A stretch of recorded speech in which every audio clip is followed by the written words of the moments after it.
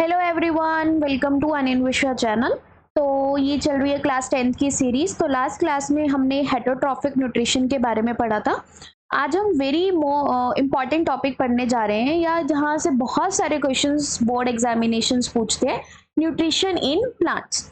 तो nutrition in plants क्या है कि आपको पता है कि जो प्लांट्स है, these plants are the autotrophic nutrition follow करते हैं, वो अपना खाना खुद बनाते हैं, इतना हम पढ़ चुके हैं। और ऑटोट्रॉफिक भी दो तरह से होता था कि जो लाइट की प्रेजेंस में अपना खाना बनाए और जो केमिकल्स की प्रेजेंस में अपना खाना बनाए। तो इसको हम कैसे पढ़ते थे? जिन्होंने खाना सनलाइट को लेकर, या जिन्होंने एनर्जी सोर्स जो लिया, उस एनर्जी सोर्स के लिए उन्होंने सनलाइट को चुना, उनको हम क्या बोलते थे? Photo autotrophic mode of nutrition बोलते थे।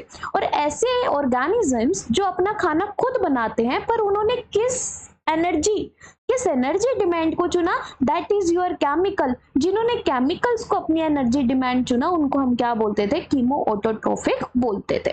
पर जो हमारे प्लांट्स है, उन्होंने जो एनर्जी का सोर्स चूज किया था, वो कौन सा है? हमारा लाइट एनर्जी है, और वो भी कौन सी? सनलाइट की एनर्जी है। तो इसलिए हम क्या बोलते हैं कि plants follows the photo autotrophic mode of nutrition.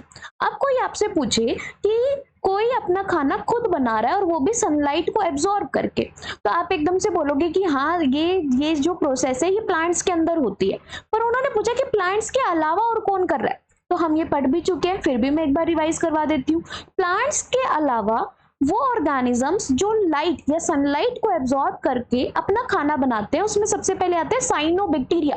It is a group of bacteria that produce their own food by absorbing the sunlight. ऐसे ही कुछ प्रोटिस्टा है। अब प्रोटिस्टा बहुत सारे लोगों को पता नहीं होता, या प्रोटिस्ट ऐसा ग्रुप है जैसे अमीबा से सब फैमिलियर है। तो अमीबा जैसे बहुत सारे ऐसे ऑर्गेनिजम्स हैं जो हमारे या उनके ग्रुप को हम क्या बोलते हैं? प्रोटिस्ट ग्रुप बोलते हैं। तो ये जो प्रोटिस्ट ग्रुप है, इसमें भी कुछ ऐसे ऑर्गेनिजम्स हैं जो सनलाइट का यूज करके अपना खाना बनाते हैं, और बचे हुए प्लांट्स तो हमारे है ही। अब जो ये पूरी की पूरी फोटो ऑटोट्रॉफिक की कंडीशन है, ये कंडीशन किस प्रोसेस से कंप्लीट होती है? उस प्रोसेस को हम क्या बोलते हैं? फोटोसिंथेसिस। फोटोसिंथेसिस एक ऐसी प्रोसेस है जो हमारे ऑर्गेनिजम्स को सनलाइट को एब्जॉर्ब करके खाना बनाने में हेल्प करती है। तो यहाँ पर सबसे पहले ये बात आती है, ये फोटोसिंथेसिस जो है, ये फोटोसिंथेसिस कंडक्ट कौन कौन सी लोकेशंस पर होती है? तो अगर हम लोकेशंस की बात करें, तो लोकेशंस के अंदर सबसे पहले आप बोलोगे लीफ के अंदर हमारा खाना बनता है। तो लीफ इज अ प्लेस जहां पर फोटोसिंथेसिस कंडक्ट होती है। अगर मैं कहूं जो हमारी यंग स्टेम है, यंग स्टेम के अंदर हमारी क्या आती है? Green stem. जो हमारी ग्रीन स्टेम्स होती है बेटा, that is also conducting the photosynthesis, वो भी फोटोसिंथेसिस कर रही है। Also there is a stem, a complete stem. अगर मैं कहूँ ये प्लांट है, इस प्लांट की ये स्टेम है, और ये जो स्टेम है, इस स्टेम के ऊपर लीव्स ने क्या किया, या ब्रांचेस ने क्या किया? कहते हम तो नहीं आएंगे। ध्यान से समझो, एक स्टेम है, आपने क्या पढ़ा? स्टेम के ऊपर ब्रांचेस होती है, ब्रांचेस के ऊपर लीफ लगी हुई है। पर अगर मैं कहूँ ये जो स्टेम है, ये स्टेम कह रही है कि भाई मैं इकलौती एक प्लांट की फॉर्म में रहूंगी, और मैं अपनी ब्रांचेस को कट कर दूंगी, और हमारी लीव्स को एक स्पाइंस की फॉर्म में मैं अपनी बॉडी के ऊपर लगा लूंगी। अब यहीं से आपके माइंड में आया, ऐसा प्लांट जिसके ऊपर स्पाइंस होते हैं, उसको हम क्या बोलते हैं? कैक्टस। अगर किसी के माइंड में कैक्टस की इमेज हो, तो कैक्टस का जो कंप्लीट प्लांट है, that complete plant appears green in colour. पूरा का पूरा जो स्टेम होता है, एक्चुअली वो स्टेम है पूरी की पूरी, वो स्टेम किस कलर की हमें दिखती है? ग्रीन कलर की दिखती है। तो ऐसी कंप्लीट स्टेम जहां पर लीव्स ने फोटोसिंथेसिस ना करके स्टेम वहां पर फोटोसिंथेसिस कर रही है, ऐसी स्टेम को हम क्या बोलते हैं? फाइलोक्लैड बोलते हैं। और इस तरह की स्टेम में क्या कंडक्ट होती है बेटा? फोटोसिंथेसिस कंडक्ट होती है। तो ड्राई रीजन में प्लांट्स क्या करते हैं? अपनी स्टेम को ही एक ऐसी स्ट्रक्चर में कन्वर्ट कर देते हैं जहां पर क्या कंडक्ट होती है? फोटोसिंथेसिस कंडक्ट होती है। तो यहां से एनसीईआरटी में एक लाइन गिवन है, और उस लाइन में क्या लिखा हुआ है? All green parts of the plant. अगर फोटोसिंथेसिस की बात करें तो उन्होंने एक लाइन लिखी हुई है, मैं यहां पर लिख देती हूँ। क्या बोला उन्होंने? All green parts of the plant. जितने भी ग्रीन पार्ट है प्लांट के, part of plant conduct photosynthesis, वो क्या कंडक्ट करते हैं? फोटोसिंथेसिस कंडक्ट करते। अब मैम ऐसा ही क्यों? कोई प्लांट का पर्पल पार्ट है, कोई प्लांट का ब्लू पार्ट है, वो फोटोसिंथेसिस क्यों नहीं कर रहा? तो इसका आंसर छिपा है कि जो green part of the plant है वो एक बहुत इंपॉर्टेंट सब्सटेंस कंटेन करता है जिसके बिना फोटोसिंथेसिस तो पॉसिबल है ही नहीं। अगर मैं कहूं वो सब्सटेंस ऐसा सब्सटेंस है जो क्या एब्जॉर्ब करता है? सनलाइट को एब्जॉर्ब करता है। अब मुझे बताओ, नाम ही है कि खाना खुद बनना, और किसको एब्जॉर्ब करके? सनलाइट को एब्जॉर्ब करके। और मेरे पास वही सब्सटेंस ना हो जो सनलाइट को एब्जॉर्ब करता है, तो क्या खाना बन जाएगा? नहीं बनेगा।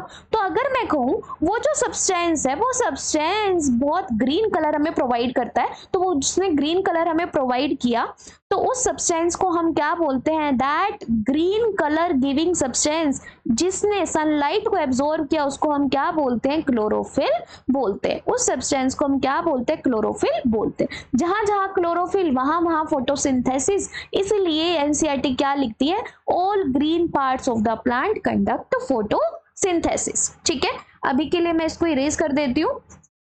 तो आपको समझ में आ गया कि all green parts of the plant conduct photosynthesis. चलिए नेक्स्ट यहाँ देखिए, तो व्हाट इज दिस फोटोसिंथेसिस? अब फोटोसिंथेसिस क्या है?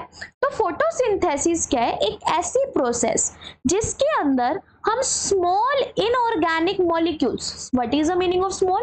मतलब छोटे मॉलिक्यूल्स, और वो भी कैसे? Inorganic substances. अब what are the inorganic substances? अगर मैं कहूं कि आपके जैसे सल्फर डाइऑक्साइड है, वाटर हो गया, कार्बन डाइऑक्साइड हो गया, नाइट्रेट हो गया, नाइट्राइट हो गया, अमोनियाज हो गए, ये जो सारे मॉलिक्यूल्स हैं, इन मॉलिक्यूल्स को हम क्या बोलते हैं? इनऑर्गेनिक सब्सटेंसेस बोलते हैं।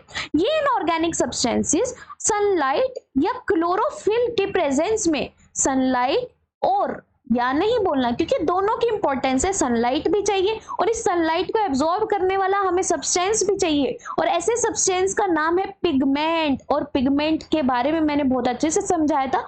एक पिगमेंट किसको बोला जाता है आप प्रीवियस लेक्चर में देख लीजिए। तो ये जो क्लोरोफिल है, ये क्लोरोफिल जो है ये सनलाइट को एब्जॉर्ब करेगा और क्या हमें बनाकर देगा? ऑर्गेनिक सब्सटेंसेस बनाकर देगा।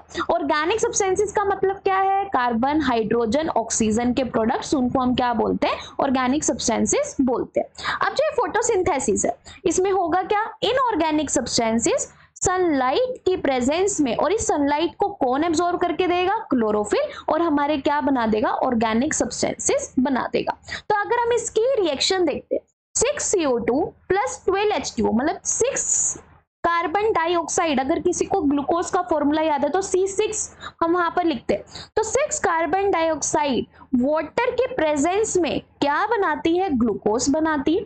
जब इसने ग्लूकोज बनाया तो साथ में क्या रिलीज हो गई? ऑक्सीजन रिलीज हो गई।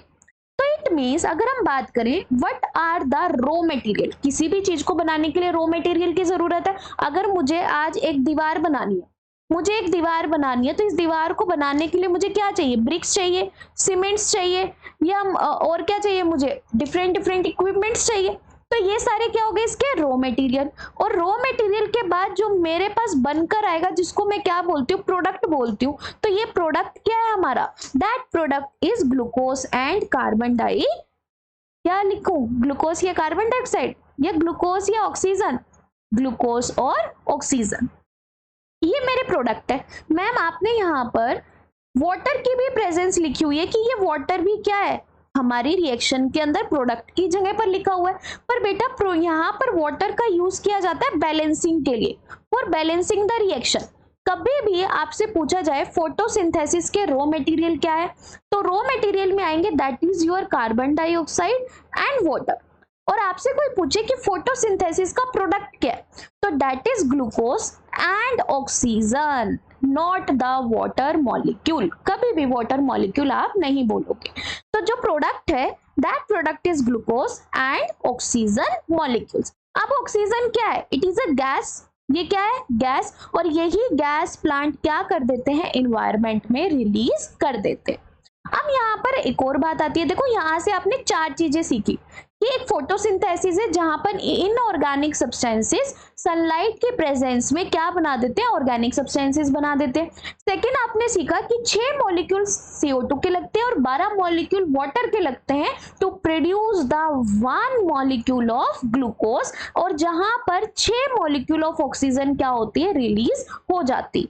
नेक्स्ट उसके बाद आपने raw material, this question is came many times in board कि what is a raw material and what is a product of photosynthesis. तो रॉ मटेरियल क्या होता है, carbon dioxide and water, end product क्या होता है, that is glucose and oxygen. अब इसी रॉ मटेरियल के लिए एक और वर्ड यूज होता है, दैट इज सबस्ट्रेट। ये भी पूछा गया है, तो कोई आपसे पूछे सबस्ट्रेट, रॉ मटेरियल, ये बेटा सभी सिमिलर है, तो आप याद रखना substrate, raw material and inorganic substances जो फोटोसिंथेसिस में लगते हैं वो है हमारे CO2 और वाटर, और जो प्रोडक्ट है वो हमारा क्या है, glucose and oxygen. Oxygen is a gas जो क्या हो जाती है, इन्वायरमेंट में रिलीज हो जाती है, और जो एक्स्ट्रा वाटर मॉलिक्यूल्स हम प्रोडक्ट की तरफ लिखते हैं वो हमारे सिर्फ बैलेंसिंग के अंदर क्या होते हैं, यूज होते हैं। अब यहीं पर हम एक और बात पढ़ते हैं, that is what is this reduction and oxidation. तो मैंने लास्ट लेक्चर में बहुत अच्छे से आपको समझाया था कि रिडक्शन का मतलब जिसके पास इलेक्ट्रॉन या जिसने किसी चीज को एक्सेप्ट कर लिया उसको हम क्या बोलते हैं, रिडक्शन। ऑक्सीडेशन किसको बोलते हैं, जिसने किसी भी चीज को क्या कर दिया, डोनेट कर दिया। जैसे मानो वाटर है, H2O है, H2 में से अगर मैंने H2O को बाहर निकाल दिया तो क्या बच गया, ऑक्सीजन बच गया। तो ये जो ऑक्सीजन है, this oxygen is product of oxidation. Oxidation का मतलब यहाँ पर क्या है कि इसने अपने मॉलिक्यूल को डोनेट कर दिया। अब इसमें मॉलिक्यूल क्या डोनेट हुआ, H2। अगर यहाँ पर H2O से O2 बन गया है तो इट मीन्स H2 किसी ना किसी को डोनेट कर दिए। तो जिसने भी कुछ डोनेट किया है वो मॉलिक्यूल क्या कंडक्ट करता है, ऑक्सीडेशन। अब H2 इसने किसको डोनेट किया, अगर मैं देखो CO2 को डोनेट किया। CO2 को जब H2 डोनेट हुआ इट मीन CO2 के ऊपर H2 अटैच हो गया, तभी तो हमारी क्या बनी, C6H12O6 ग्लूकोज बनी। तो इसीलिए हम लिखते हैं कि जो CO2 है इसने जैसे ही H2O को एक्सेप्ट किया ये क्या हो गई, रिडक्शन हो गई। यहाँ पर क्या हो गई, आपकी रिडक्शन कंडक्ट हो गई। तो कोई आपसे पूछे कि इन अ फोटोसिंथेसिस रिएक्शन which products या which raw material is doing reduction and which raw material is doing oxidation। तो जो रॉ मटेरियल रिडक्शन कर रहा है वो है हमारा CO2 और जो हमारा ऑक्सीडेशन कर रहा है वो है हमारा वाटर मॉलिक्यूल। अब यहीं पर एक बहुत इंपॉर्टेंट पढ़ते हैं, that is called Brainly. It is not written in your NCERT, पर ये भी आपके कंसेप्ट क्लियर करता है।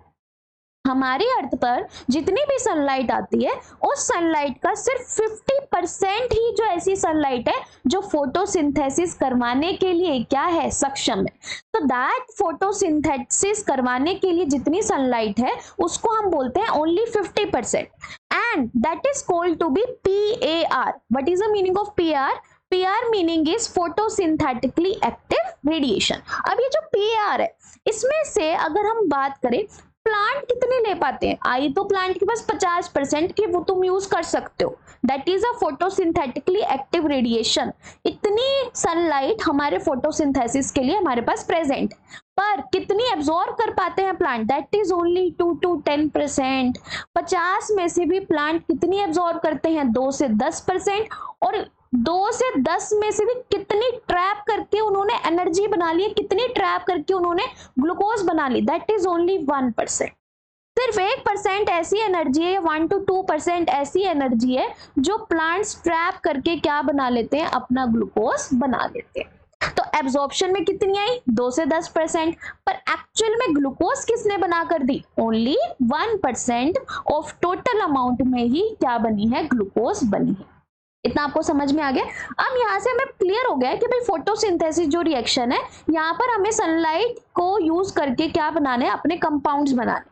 तो अब जो ये रिएक्शन है हमारी, इसी रिएक्शन को हम देखते हैं। देखो अब इस रिएक्शन में हमारा क्या क्रिएट हुआ, ग्लूकोज बना। अब जो ये ग्लूकोज बनी है, this glucose is a formation product. मतलब कोई आपसे पूछे फोटोसिंथेसिस में जो है वो प्रोडक्शन हमारी किस फॉर्म में होती है, दैट इज ग्लूकोज। अच्छा, ग्लूकोज बहुत सारी बना रहा है प्लांट, तो उसको स्टोर किस फॉर्म में करेगा? It store in the form of starch, ठीक है, स्टार्च की फॉर्म में स्टोर करेगा। अच्छा, स्टार्च की फॉर्म में स्टोर कर लिया, अब इस प्लांट को किसी ने खा लिया, जैसे मान लो आप लोगों ने ही आज पालक की सब्जी बनाई तो पालक खा लिया, तो पालक इज अ प्लांट, और प्लांट के अंदर क्या थी? ग्लूकोज बनाई थी, और ग्लूकोज उसकी बॉडी के अंदर किस फॉर्म में स्टोर है? स्टार्च की फॉर्म में स्टोर है। तो इनडायरेक्टली आपने स्टार्च खा लिया। अब जब आपने स्टार्च खाया तो वो स्टार्च आपकी बॉडी में क्या होगा? ब्रेक डाउन होगा, उसका ब्रेक डाउन होकर उसमें से आपने क्या निकाल ली? एनर्जी रिलीज करवा ली। पर जब आप ब्रेक डाउन कर रहे, तो यहाँ ब्रेक डाउन का मतलब क्या है कि जो स्टार्च है वो ब्रेक डाउन होकर भी क्या बन रहा है? ब्रेक हो रहा है किसके अंदर? बहुत सारे ग्लूकोज के मॉलिक्यूल्स के अंदर। तो मेरे पास मान लो 3 ग्लूकोज के मॉलिक्यूल आए, जिसमें से मेरी बॉडी को सिर्फ एक ग्लूकोज मॉलिक्यूल जितनी ही एनर्जी चाहिए थी। तो अब बॉडी में कितने ग्लूकोज के मॉलिक्यूल बच गए? 2। अब बॉडी क्या करेगी? भाई मेरे को जरूरत अभी तो एक की थी, कोई टाइम ऐसा भी होगा कि मुझे 2 मॉलिक्यूल ऑफ ग्लूकोज की जरूरत है, पर अभी के लिए मुझे एक की जरूरत थी, ठीक है भाई, अभी के लिए एक की जरूरत थी। तो इन 2 ग्लूकोज मॉलिक्यूल का वो क्या करती है? लेफ्ट ओवर ग्लूकोज को the body stored in the form of glycogen. किस प्रोडक्ट की फॉर्म में वो स्टोर कर लेती है? ग्लाइकोजन की फॉर्म में वो स्टोर कर लेती है। तो in plants the storage form is starch and in animals the storage form is glycogen. और ये ग्लाइकोजन कैसे बनता है? जो ग्लूकोज हमारी बॉडी में एक्स्ट्रा बच जाती है, जो या जिसका काम अभी हमारी बॉडी को नहीं करना या नीड नहीं है उसको एनर्जी की इतनी, तो वो जितनी भी ग्लूकोज है वो सारी की सारी ग्लाइकोजन की फॉर्म में क्या हो जाती है? स्टोर हो जाती। तो एक तरह से एक फोटोसिंथेसिस को करने के लिए आपको किस किस सब्सटेंस की जरूरत पड़ी, जिसको हम क्या बोलते थे? रॉ मटेरियल ऑफ फोटोसिंथेसिस बोलते थे। अब इसमें सबसे पहला रॉ मटेरियल आता है CO2। मैम हमने CO2 कैसे ली? कि मान लो एक लीफ है, लोकेशन हमें पता है कहाँ कहाँ होती है leaf, young part of the stem या फिर phylloclade, in cases of cactus या हमने पढ़ा था। अब ये लीफ है, इस लीफ को CO2 चाहिए, तो हम आगे जाकर एक स्ट्रक्चर पढ़ेंगे जिसको हम बोलते हैं स्टोमेटा। स्टोमेटा एक ऐसी ओपनिंग कंटेनिंग स्ट्रक्चर है, ओपनिंग का मतलब ऐसे पोर बना देती है लीफ के अंदर, और ये पोर सीधा हमारे कहाँ ओपन होते हैं? ऐसी सेल्स के पास जाकर ओपन होते हैं जिन सेल्स में क्या कंडक्ट होती है? फोटोसिंथेसिस कंडक्ट होती है। दोबारा सुनो, स्टोमेटा मेक्स दोज पोर्स, जिन पोर्स की जो ओपनिंग है वो ऐसी सेल्स के पास जाकर ओपन होती है जहां पर क्या कंडक्ट होती है? फोटोसिंथेसिस कंडक्ट होती है। तो CO2 हमारे प्लांट्स की बॉडी कहां से लेती है? Obtain from stomata, because stomata contains stomatal pore. Stomata के पास क्या है? स्टोमेटल पोर है, और ये पोर से CO2 कहां चली गई? डिफ्यूजन से चली गई। तो नेक्स्ट आता है वाटर कहां से लेता है? It obtain through root, root से हमारा वाटर एब्जॉर्ब करता है plant by transpiration pull theory. This theory we read about in a translocation topic या transportation topic that came later on, later बाद में आएगा वो टॉपिक, तो हम आप समझ जाओगे। बस ये समझ लो कि ये प्लांट है, इस प्लांट की ये रूट है, और इस रूट से इसने क्या अपटेक किया? वाटर को अपटेक किया है। नेक्स्ट आती है सनलाइट। सनलाइट को किसी सेल के पास कौन प्रोवाइड कर रहा है? That is provided by the chlorophyll, क्योंकि क्लोरोफिल हमारी अर्थ पर इकलौता ऐसा पिगमेंट है जो सनलाइट को क्या करता है? एब्जॉर्ब करता है। तो व्हाट इज क्लोरोफिल, या क्लोरोफिल कहां से आया? It is already present. कहां प्रेजेंट होता है? Thylakoid region of chloroplast. कहां प्रेजेंट होता है? थाइलाकोइड रीजन ऑफ क्लोरोप्लास्ट, या फिर green regions of the plant. जहां जहां ग्रीन कलर आपको दिख रहा है प्लांट के अंदर, वहां पर क्या प्रेजेंट है? क्लोरोफिल प्रेजेंट है। और जहां क्लोरोफिल वहां फोटोसिंथेसिस, इसलिए बोला जाता है photosynthesis occur in green parts of the plant. तो इन शॉर्ट हमें यहाँ पर पता चल गया है कि एक फोटोसिंथेसिस का रॉ मटेरियल उसको कौन कौन प्रोवाइड कर रहा है? That is stomata, roots, chlorophyll और chloroplast. These are provided, yeah, these are the structures that provided the raw materials of photosynthesis। ठीक है, नेक्स्ट देखते हैं। अब स्टोमेटा के बारे में पढ़ते हैं। स्टोमेटा है क्या? पहली बात, this stomata is located in the epidermis of leaf. What is epidermis of leaf? तो अगर मैं आपको बोलूं कि ये एक लीफ है, इस लीफ की जो आप ऊपर से परत देखते हो या जो पूरी लीफ आपकी आंखें देख पा रही हैं बाहर से ग्रीन कलर की, अगर आप सोचो कि वो जो ग्रीन कलर की पूरी मैट है वो ग्रुप ऑफ सेल्स है, बहुत सारी सेल्स ने मिलाकर वो ग्रीन मैट बनाया, तो उस पूरी ग्रीन मैट को हम क्या बोलते हैं? एपिडर्मिस बोलते हैं। तो एक बात है कि इस एपिडर्मिस के अंदर हमारी एक स्ट्रक्चर प्रेजेंट है जिसको हम क्या बोलेंगे? स्टोमेटा बोलेंगे। नेक्स्ट कहाँ प्रेजेंट है? Softer parts of the plant, जिसको हम क्या बोलते हैं? एपिडर्मिस, या फिर आप बोल सकते हो एपिडर्मिस ऑफ यंग स्टेम या एपिडर्मिस ऑफ फाइलोक्लैड। तो यहाँ पर क्या प्रेजेंट है? हमारी स्टोमेटा प्रेजेंट। अब ये स्टोमेटा जो है, अगर मैं कहूं बेटा इनका बनना कैसे बना है ये, कि मान लो ये लीफ है, इस लीफ के ऊपर ये एक एपिडर्मिस की सेल है, ये दूसरी सेल है, ये तीसरी सेल है, ये फोर्थ सेल है, ये फिफ्थ सेल है। अगर मैं कहूं जो सिक्स्थ सेल है उसने अपने आप को मॉडिफाई कर लिया राजमा जैसी शेप में। किस शेप में मॉडिफाई कर लिया? उसने अपने आप को मॉडिफाई कर लिया ऐसे राजमा जैसी शेप बनाकर। तो this shape that is a modification version of epidermis, उसको हम क्या बोलते हैं? गार्ड सेल बोलते हैं। क्या बोलते हैं? Guard cell. तो कोई आपसे पूछे what is the guard cell, तो आप क्या बोलोगे? इट इज द डेवलप्ड या modified structure of the epidermal cell या सेल ऑफ एपिडर्मिस। तो एक लीफ है, उस लीफ के ऊपर जितना भी ग्रीन पार्ट है वो पूरा एपिडर्मिस है। इस एपिडर्मिस के अंदर बहुत सारी सेल्स है जिसको हम एपिडर्मल सेल बोलते हैं। उसमें से कुछ सेल अपने आप को मॉडिफाई करके क्या बना लेती है? गार्ड सेल बना लेती है। तो आई थिंक समझ में आ गया आपको। तो कोई आपसे पूछे गार्ड सेल कौन बनाता है, तो आप बता देना गार्ड सेल इज प्रोड्यूस्ड या developed form of epidermal cell. अब स्ट्रक्चर देखते हैं, तो आपको यहाँ पर ये बीन शेप स्ट्रक्चर दिख रही है। This bean shape structure is your guard cell. ये क्या है? गार्ड सेल है। और ऐसे ही यहाँ पर भी there is a presence of guard cell. तो एक स्टोमेटा, अगर मैं कहूँ ये पूरा स्टोमेटा, एक स्टोमेटो को बनाने के लिए कितनी गार्ड सेल लगती है? 2 गार्ड सेल। फिर गार्ड सेल की जब हमने वॉल्स के बारे में पढ़ा, गार्ड सेल की हमने वॉल्स के बारे में पढ़ा, तो क्या आपको एक डिफरेंस दिख रहा है? जो गार्ड सेल की इनर वॉल है that is very thick in nature. Guard cell की जो इनर वॉल है वो क्या है? बहुत थिक है नेचर में। और गार्ड सेल की जो आउटर वॉल है वो कैसी है? That is thin in nature. वो क्या है? थिन है। तो एक गार्ड सेल है जो थिक वॉल्ड है बाहर से, अरे यहाँ रॉन्ग है भाई, थिक वॉल जो है that is inside. Guard cell जो थिक वॉल है वो कहां से है? इनसाइड। और गार्ड सेल जो थिक वॉल्ड है, sorry wait, a guard cell is thick walled from inside and thin walled from outside। बाहर से तो क्या है? ये thin walled है, तो आपको ये thin walled दिख रही है। और अंदर से ये क्या है? thick walled है। अंदर से ये क्या है? thick walled है। तो ये जो गार्ड सेल हमें पता चलता है कि जो गार्ड सेल की सेल वॉल है वो बराबर नहीं है, अंदर से थिक है और बाहर से थिन है। अब जो ये गार्ड सेल है, इस दोनों गार्ड सेल की जो इनर वॉल है वो इनर वॉल अपनी मूवमेंट से एक स्ट्रक्चर बनाती है, एक ओपनिंग बनाती है जिसको हम क्या बोलते हैं? स्टोमेटल पोर बोलते हैं, या फिर इसको हम क्या बोलते हैं? स्टोमेटल अपरेटस बोलते हैं। अगर इस गार्ड सेल की इनर वॉल मिल जाए एक दूसरे से तो कोई भी स्टोमेटल पोर नहीं बनेगा। तो when someone ask you कि एक स्टोमेटा के पास स्टोमेटल पोर होता है तो क्या वो पहले से प्रेजेंट है? नहीं। तो आप क्या बोलोगे कि it is formed by the guard cell या फिर it is formed by the movements of guard cell. इतना आपको समझ में आ गया? ठीक है। तो it is formed by the movement of guard cell. ये गार्ड सेल की मूवमेंट से क्या होता है? क्रिएट होता है। ओके, नेक्स्ट आता है, आपको गार्ड सेल के चारों तरफ कुछ ग्रुप ऑफ सेल्स दिख रही है। What is this sales?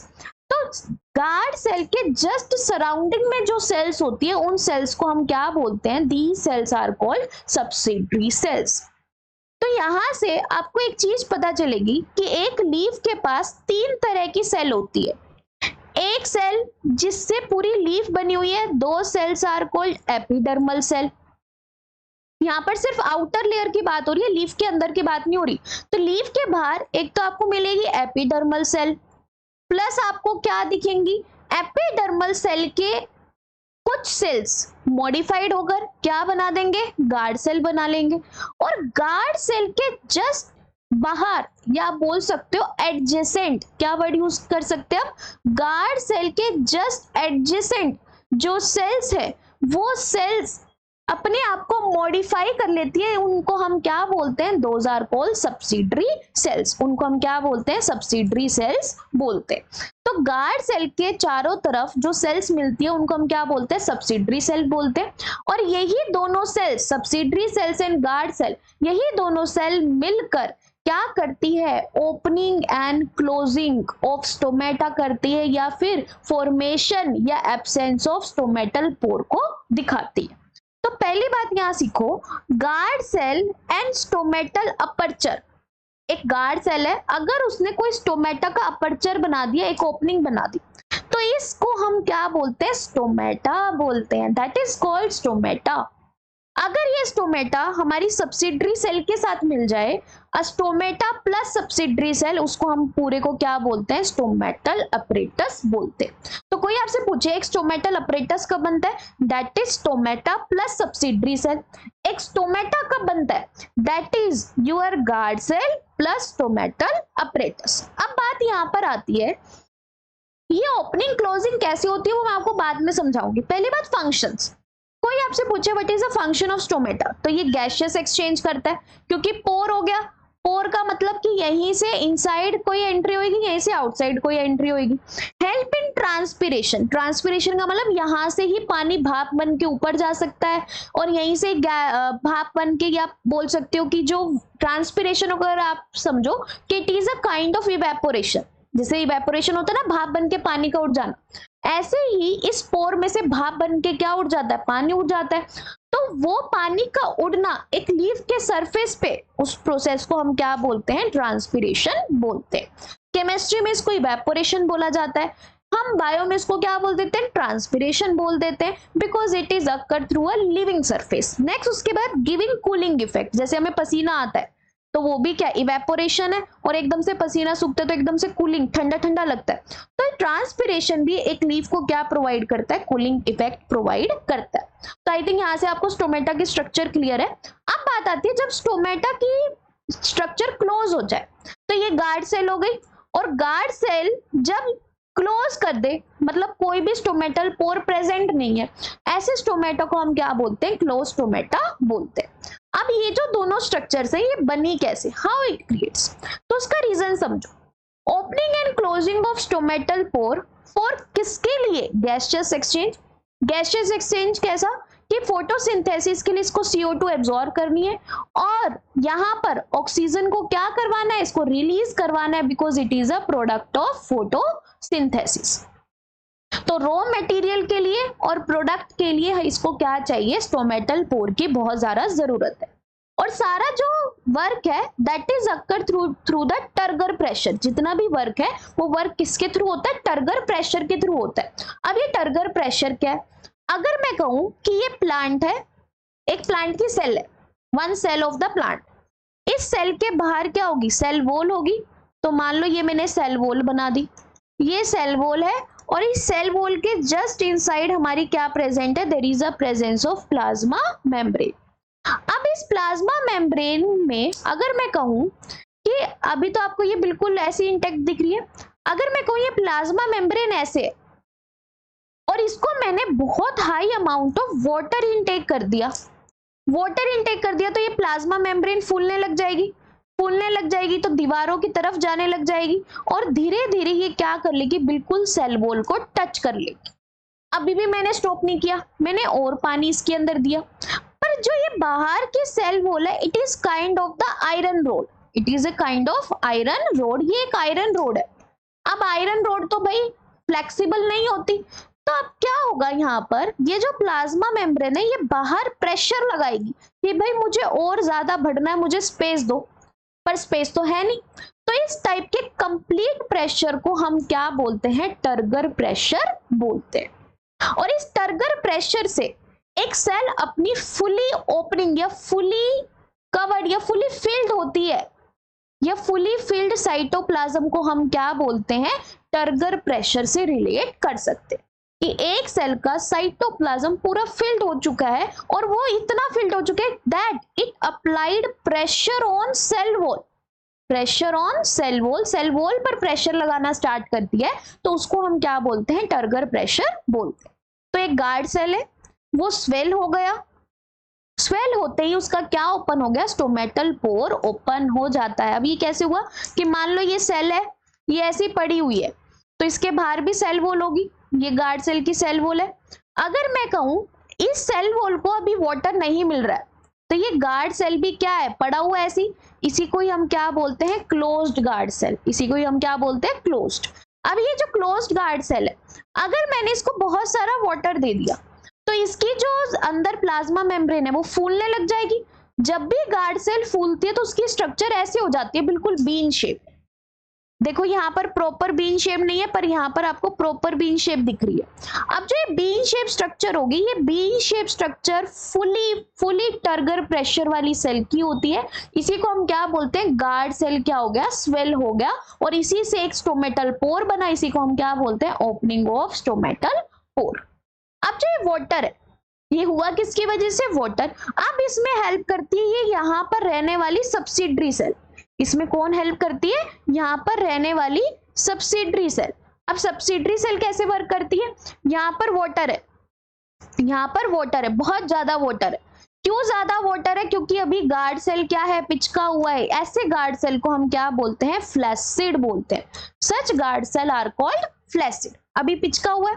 अगर मैं कहूं कि यही जब सब्सिडरी सेल का वाटर कहाँ आ जाता है, इनसाइड द गार्ड सेल आ जाता है, तो गार्ड सेल जो है वो क्या हो गए, स्वेल हो गए, गार्ड सेल क्या हो गए, स्वेल हो गए। तो इसी को ही हम क्या क्या क्या कहते हैं, द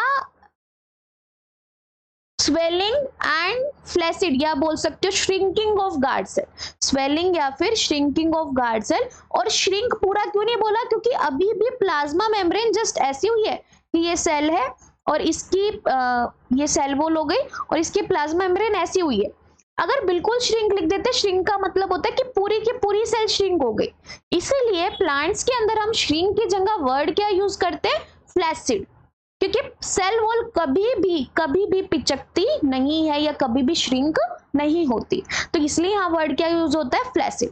तो कोई आपसे पूछे रीजन क्या है, टर्गर प्रेशर, और टर्गर प्रेशर मेंटेन्ड किसकी वजह से हुआ, through the process of osmosis. क्या होती है यहाँ पर, ऑस्मोसिस प्रोसेस कंडक्ट होती है। तो जब गार्ड सेल जब हमारी श्रिंक्ड है या जब फ्लैसिड है तो सारा का सारा पानी बाहर चला जाता है गार्ड सेल से, और जैसे इसको स्वेल होना है तो बाहर से सारा का सारा पानी कहाँ आ जाता है, गार्ड सेल के अंदर आ जाता है। तो absorb water from subsidiary cell, तो जैसे ही सब्सिडरी सेल से पानी एब्जॉर्ब किया स्टोमेटल पोर ओपन हो गया, और जैसे ही सब्सिडरी सेल को पानी वापस दे दिया तो स्टोमेटल पोर क्या हो गया, क्लोज हो गया। अब इसी को हम आगे देखते हैं। तो फोटोसिंथेसिस की प्रोसेस क्लियर हो गई है आपको। तो लोकेशन क्या थे, green parts of the plants, leaves में thallus, thallus is a new word आपके लिए आया है। तो थैलस को आप ऐसे समझो कि ऐसा प्लांट जिसमें अभी रूट स्टेम लीफ कुछ नहीं बना है, बस ग्रुप ऑफ सेल्स है, और वो ग्रुप ऑफ सेल ऐसे चटाई बना रखी है। काई देखिए ना आपने, काई में कभी भी हमारे पास लीफ या स्टेम या फिर रूट्स नहीं होती, वहां पर बस एक चटाई सी बिछी होती है ग्रीन कलर की। तो उस ग्रीन कलर की चटाई को हम बोलते हैं ग्रुप ऑफ सेल्स, और उस ग्रुप ऑफ सेल्स को हम बोलते हैं थैलस। और ग्रीन स्टेम्स मतलब ग्रीन स्टेम में कौन सी आती है, यंग स्टेम या फिर phylloclade as in a case of cactus. अब लीफ की अगर हम स्ट्रक्चर देखें तो लीफ क्या होती है, एक स्टेम की ब्रांच से कनेक्टेड होती है। तो दिस इज अ ब्रांच, ये क्या है, ब्रांच है, और ये आपकी क्या है, स्टेम है। इस ब्रांच से जिस डंडी से लीफ क्या होती है हमारी, अटैच होती है, तो उस डंडी को हम क्या बोलते हैं, पिटियोल। द डंडी इज कॉल्ड पिटियोल। और ये जो पिटियोल है ये होल्ड करता है एक बहुत बड़ा ग्रीन कलर का सरफेस, और उस ग्रीन कलर के पूरी शीट को हम बोलते हैं लीफ लेमिना। इस पूरी शीट को हम क्या बोलते हैं, लीफ लेमिना। और लीफ लेमिना के जो कोने, ये जो ग्रीन कलर के मैंने सिर्फ कोना बनाया हुआ है, that is called leaf blade, उसको हम क्या बोलते हैं, लीफ ब्लेड। तो ये जो लीफ है, इस लीफ में पिटियोल से एक बहुत मोटी सी एक स्ट्रक्चर सी बनी होती है, उस स्ट्रक्चर को हम क्या बोलते हैं, दैट इज कॉल्ड मिडरिप। उस स्ट्रक्चर को हम क्या बोलते हैं, मिडरिप। इस मिडरिप से बहुत सारे जाल निकला होता है।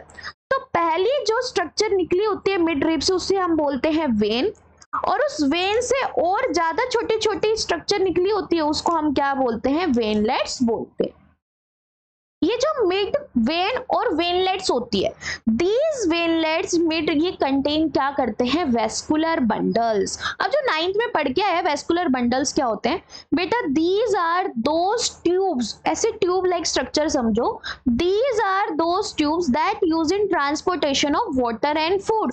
किसके ट्रांसपोर्टेशन में यूज होता है, ये वाटर और फूड की ट्रांसपोर्टेशन में यूज होते हैं। ओके तो यहां से आपको समझ में आ गया। तो जो वाटर की ट्रांसपोर्टेशन के लिए यूज होता है उसको जाइलम बोलते हैं, और जो फूड की ट्रांसपोर्टेशन के लिए यूज होता है उसको हम क्या बोलते हैं, फ्लोएम बोलते हैं। Okay so these are called vascular bundles. तो यहां से लीफ की स्ट्रक्चर समझ में आ गई। अगर मैं लीफ को ऐसे कट कर दूं, इसको हम बोलते हैं कटिंग थ्रू ट्रांसवर्स सेक्शन। इसको हम क्या बोलते हैं, कटिंग थ्रू ट्रांसवर्स सेक्शन। अब मैंने जो लीफ की कटिंग करी है वो कैसी कटिंग करी है, ट्रांसवर्स सेक्शन की फॉर्म में कट किया है। अब जो ट्रांसवर्स सेक्शन की फॉर्म है वो कैसी है देखो, तो ये जो ट्रांसवर्स सेक्शन है वो क्या है, एक लीफ को जब मैंने इस तरह से कट किया, this leaf is कटेड like this, तो मैं यहां पर खड़े होकर देख रही हूँ उस लीफ को, I am looking leaf like here, इस तरह से मैं इस लीफ को देख रही हूँ। तो ये लीफ मुझे कैसे दिखेगी, यहाँ पर इस तरह की स्ट्रक्चर मुझे दिखेगी। अब जो ये स्ट्रक्चर है, ये स्ट्रक्चर कैसी है देखो, सबसे ऊपर मैंने क्या बोला, एपिडर्मिस, तो ऊपर को upper epidermis and that is a lower epidermis. Leaf के बीच में भरी हुई है लीफ की सेल्स, जिन सेल्स के पास क्या प्रेजेंट होता है, क्लोरोप्लास्ट प्रेजेंट होता है। उन सेल्स को हम क्या बोलते हैं, मेसोफिल सेल्स बोलते हैं। Those cells are called mesophyll cells and these cells are parenchymatous cells. These cells are the parenchymatous cells.